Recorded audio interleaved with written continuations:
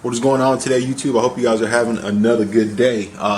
This video is, I'm filming, it's just gonna be me talking, but I want to show y'all something real quick. Little goodies. We did start receiving a lot of the stuff needed for the second gen swap. The only thing we're missing is obviously the most important part, the turbo, which is going to be here Monday. I'm going to do that, show you guys what we're working with, and then on top of that, I'm also going to talk. This video is going to be a vlog, but I'm going to talk to you guys about most questions that I get asked. Okay, I feel like if I can do a video like this is going to be very beneficial to you guys that watch my videos, because the majority of the questions are on Instagram. People DM me asking me questions. I'm going to answer all of them, okay? Well, not all of them. I'm going to answer the popular ones, because I got a couple that are super, I get them at least once a week. So I feel like I can answer all of those and get that out of the way. That'll be good. That'll be good for the channel. Be good for you guys, informative. That way you guys know, okay? But yeah, let me show y'all what we're working with. So, as you guys know, I went with a Smedin diesel turbo kit. So here, and she's heavy, we have the 3-piece manifold, exhaust manifold. I'm not going to take her out of the package because that's a lot of work right now. We got the 3-piece manifold. It should be a single piece or divided. It's a divided housing, okay? So we got the divided housing. I can't wait to install that. Probably, people say when they put the turbos on, they usually connect the turbo to that first and then put it on. I don't know how they do that, because that's heavy as shit right now. We got the boost pipe or boost tube, which I'm going to have to see what I'm going to be able to do, because you guys know I have a Mishimoto intercooler. I don't remember if I have 3-inch piping or if I have 3.5-inch piping. I have a feeling it's 3.5-inch piping, so I might have to get some adapter boots or something, because I'm really not trying to downgrade to a smaller charge pipe like that. Although it might be good, because it might force the air into the intercooler a lot quicker. Over here, this box right here is just the down pipe. So as you know, when you do a 4th gen swap, you have to change out the down pipe. So you have to run a 4-inch down pipe to a 5-inch down pipe. Okay, so we got the new down pipe with the clamp down there. You probably can't see it because it's dark. We got the SMB cold air filter, or cold air filter, cold air intake, whatever you want to call it. This is a paper one. I wasn't expecting to get the paper filter. I actually wanted to get the cotton element. But you guys also know I have an SMB cold air intake, so I think that the filter I have on there would also work along with this one.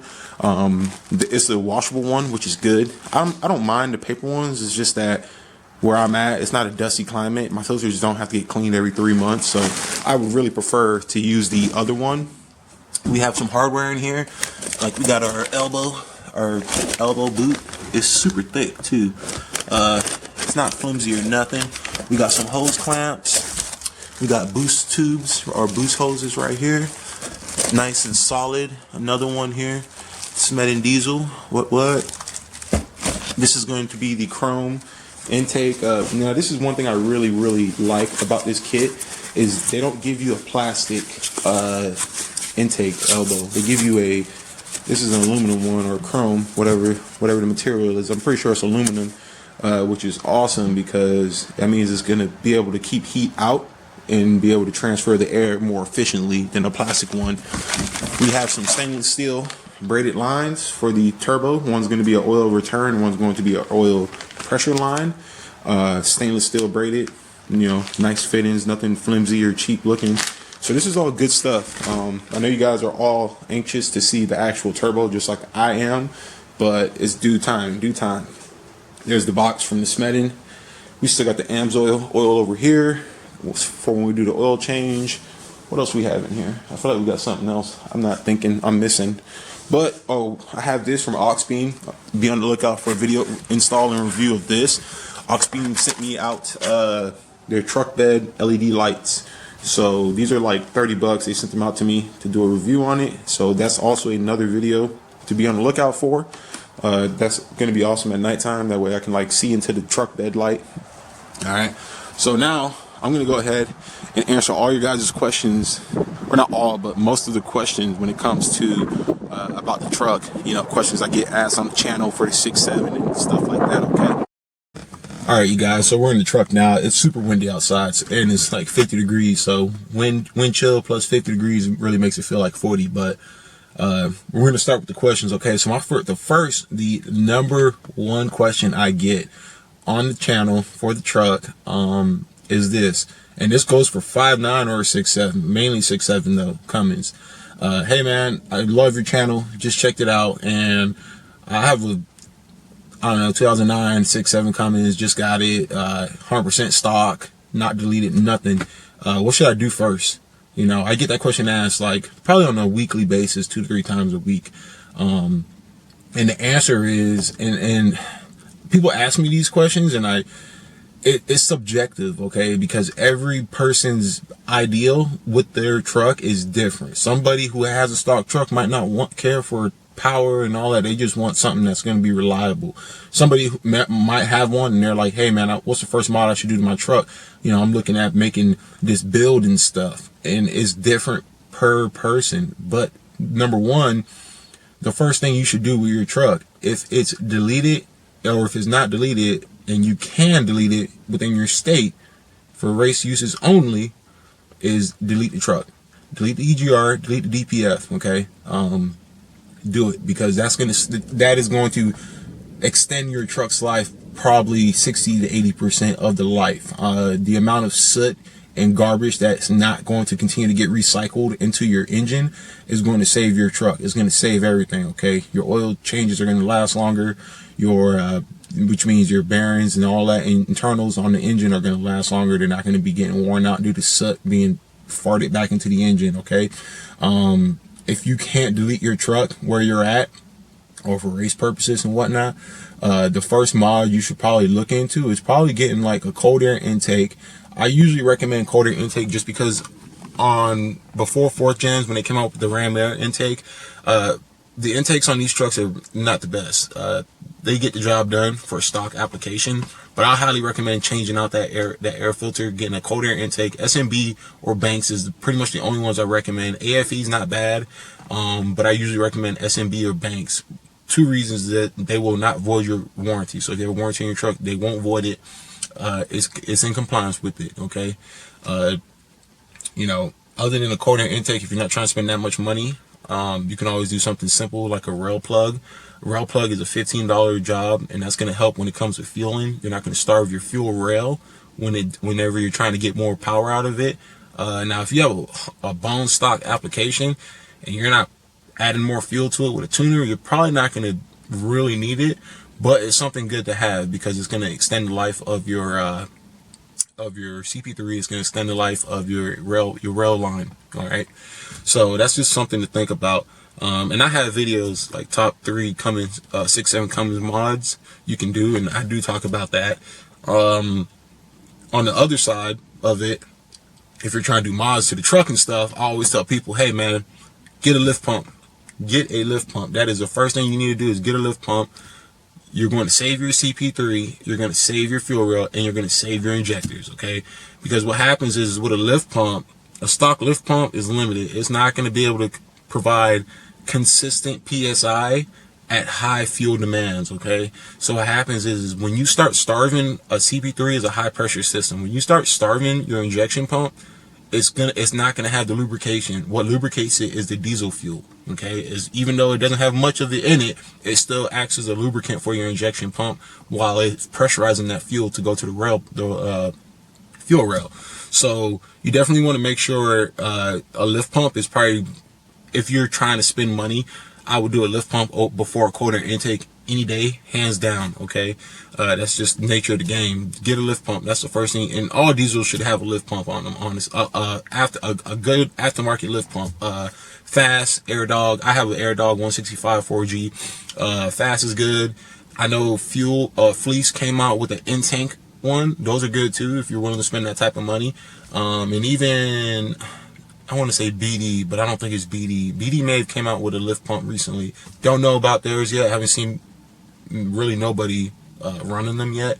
So, but a lift pump is the way to go on these trucks. That should definitely be one of the first things you're looking into getting done. And it's something you can do yourself. It's not hard. It just takes time. And you don't have to cut into your tank no more. They make kits now where it draws from the top. So I definitely would do that. With the delete, what leads to my next, what I was going to caveat off to is, when you first get your truck, what do you want to do is, if you delete it, once it's deleted, you need to go ahead and, so now I remember what I was going to say. When you delete your truck, people ask me what delete kit should I go with. And honestly, I'm running a generic Chinese, well, when I did have the plates and stuff, the only thing I have on the delete now is the plates on the manifold. But when I had the original intake, I ran a basic, the little $40 eBay kit one, and it worked fine for me. You know, you can get yours from Geno's, you can get yours from Alligator Performance, you can get them from any of the websites.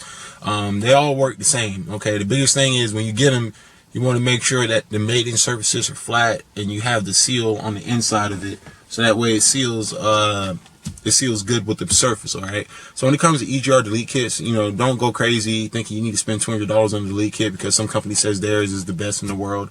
I personally ran the little eBay one and it worked fine. The coolant hose on it, the reroute coolant hose, all that stuff worked fine for me. So keep that in mind, you guys. What else? Another common question I get is, what lift do you have? What lift and tires do you have on your truck? Even though I've had multiple videos talking about it, but you know, it is what it is. You guys know I got a 5-inch rough country lift. I'm running negative 51 offset, 20 by 12s, Vision Rockers 412s, and I have 35-inch amp terrain tires. Been running that since last summer or last springish time frame, and everything's been good on it. Can't complain. So definitely happy about that. Another question is, what do you recommend for fluids and stuff? And that's another subjective question because you guys already know I'm going to say AMSOIL, okay? I tell somebody, honestly, like what I recommend, and I tell them, I recommend AMSOIL because my mileage went up, my engine quieted down, and I get the extended intervals on it, you know what I'm saying? So that's what I recommend for fluids. What weight to run and stuff, that depends on where you live and what you're trying to do. You know, you might want to run, if you're running a truly synthetic, there's nothing wrong with running the 540. That's what I have in the truck currently, and it works perfectly fine. Some people would like to run 1530 or 1540. Nothing wrong with that either, okay? So definitely you want to check that out. And then last but not least, CCV delete, okay? I know the comments are going to go all crazy talking about this. We can go back and forth all day about it's needed, it's not needed. Me personally, if you are asking me what you should do, I'm going to tell you, do it. Because it's worth it. Okay, you don't have to do it exactly like how I did it. I gutted my CCV filter underneath the valve cover. I gutted that out, put it back in. You don't have to do that. Some people will leave the stock filter there, the stock CCV filter, and they will just have the hose on the side of the valve cover coming out being vented. So that's also something good too. You know what I'm saying? However you do it, as long as you do not have that turbo pulling the fumes from the crankcase down to the turbo. That is the main key when it comes to doing the CCV delete. The CCV delete is not necessarily for your engine, it's for your turbo. By doing that, you're going to save your turbo. Once my lights went out. Oh, there we go. By doing that, you're going to save your turbo. You guys saw my turbo yesterday where you saw how sludgy and grimy it looked. That all came from because all those miles and years of pulling that crankcase fumes out of the crankcase down into the turbo. That's where all that came from. I'm going to be very curious to see how the new turbo looks. I'm going to run it. I'm going to run the new turbo. It's obviously not going to have the CCV going to it, or it's not going to be pulling in crankcase fumes. I'm going to run it down, and then I'm going to see how it is. And I'm really curious, you know what I'm saying? So, yeah. And if the blade stays clean, then that tells me that the crankcase was the culprit of this happening. Okay. I have a lot of people message me saying that the turbo's going out. They're having, like actuator problems and codes and stuff like that. And I'm like, do a CCV delete and change your oil. All right, running clean oil in your truck is also going to extend your turbo life because your turbo pulls oil from your engine. That's how it stays lubricated. So if you're running dirty oil, or if you're running oil that basic, your turbo is going to feel that as well as your engine. Okay, and turbos are a lot smaller, a lot delicate than the engines are. So you definitely got to keep that in mind and consider that. Okay. But other than that, though, that's really the majority of questions I get. I get asked, you know, the first mod I should do, and if you're trying to spend money or if you're willing to spend money, do a lift pump. If not, get a cold air intake. Also delete it if you can delete it. All right, so delete, lift pump, cold air intake. Those three. All right. If you can't delete it, lift pump, cold air intake. All right. Lift pump will not cause any emission codes, any check. It won't mess with nothing with your emission system. Almost forgot. Another popular question too is, can I do a CCV delete on a non-deleted truck? The answer is yes, but I don't have a non-deleted truck. My truck was deleted when I did it. So I honestly, when people ask me that, I honestly tell them you should be able to, but I'm not 100% sure if you are going to get a check engine code. So just be aware of that. You would think that it has nothing to do with your emissions because it's not connected to your EGR system, DPF system, none of that. So you would think you can do it, but people still get check engine codes somehow. So that's just one of those weird things. Yeah, I don't know. It's kind of weird. So absolutely. And then if there's one last thing I could recommend for what you should do when you first get your truck, or 6.7 or 5.9, get you some good gauges or a monitor. Okay, you definitely need to be monitoring what's going on, because, like, for example, in the 3rd gen, we don't have many gauges factory. We don't even have a factory PSI gauge. My 2006 Power Stroke had a factory boost gauge. But 6.7, the 3rd gens are very bare, very minimalistic. I got an oil temp, oil pressure, coolant temp, battery, and fuel level. That's it. Hey, that's all you're getting. There's definitely more into it when you're driving a diesel, monitoring it and monitoring your parameters. You guys know I did the Mishimoto glow shift gauges. I have the EGT, a boost gauge, and a fuel pressure gauge. Fuel pressure is the most important number to me that matters next to EGTs. Okay, EGTs and fuel pressure. Fuel pressure, though, is a little higher. Why? Because a 6.7 Cummins is recommended to run anywhere. Fuel pressure needs to be anywhere from 15 to 20 psi. If you are running a fuel pressure gauge and your pressure is constantly at 12, 13, 14, you are starving your injection pump. Okay, so that's something. And when you shit an injection pump, it's a domino effect. If the injection pump shits, the fuel rail is right behind it. After the fuel rail, not right behind it, but eventually injectors they're gonna go bad. Okay, so you definitely want to make sure you have some good gauges to be able to monitor what you're doing, see what's going on. Like I said, EGT boost and fuel pressure is what I have. You know, you can slap oil pressure in there, or oil temperature. That's going to be my next gauge I get for the truck, is going to be an oil temp gauge, because I don't have one. And you might say, well, why does oil temp really matter? When you're driving, you don't really want, and this is not a huge deal with Cummins. This is more of a Power Stroke 6.4, 6.7, not 6.7, 6.4, 6.0, maybe 7.3 type deal. But when you're driving, you don't want a split greater than 15 or 15 degrees in temperature between your coolant and your oil temp. Why? Because your coolant is what cools your oil cooler. Okay, so if your oil cooler is not cooling the oil and you have a 50-degree split difference, there's a problem there. Okay, your oil's heating up too hot, it's getting too hot, it's going to break down quicker, and it's not going to provide the protection and lubrication to your bearings and your seals and all that stuff over time. You know what I'm saying? So you definitely want to make sure you have something like that. If you have the Edge CTS2, that's by far the best monitor gauge or digital monitor gauge you can get for your truck. I used to have one. It was awesome. I wish I had it still, but the setup I have right now, I'm fine with it. It works for me. So hopefully you guys just answered a lot of your questions, because, you know, I get asked this stuff all the time. If you have more questions, feel free, drop a comment down below, or you can message me on Instagram, everything_diesel. Link is down below, like always, in the comment in the description box. You can ask me any other questions or anything else I missed. Hopefully you guys enjoyed this. Okay, so until next time, y'all take it easy, have a good Saturday, be safe, peace out, and I'll see y'all real soon when that turbo comes in.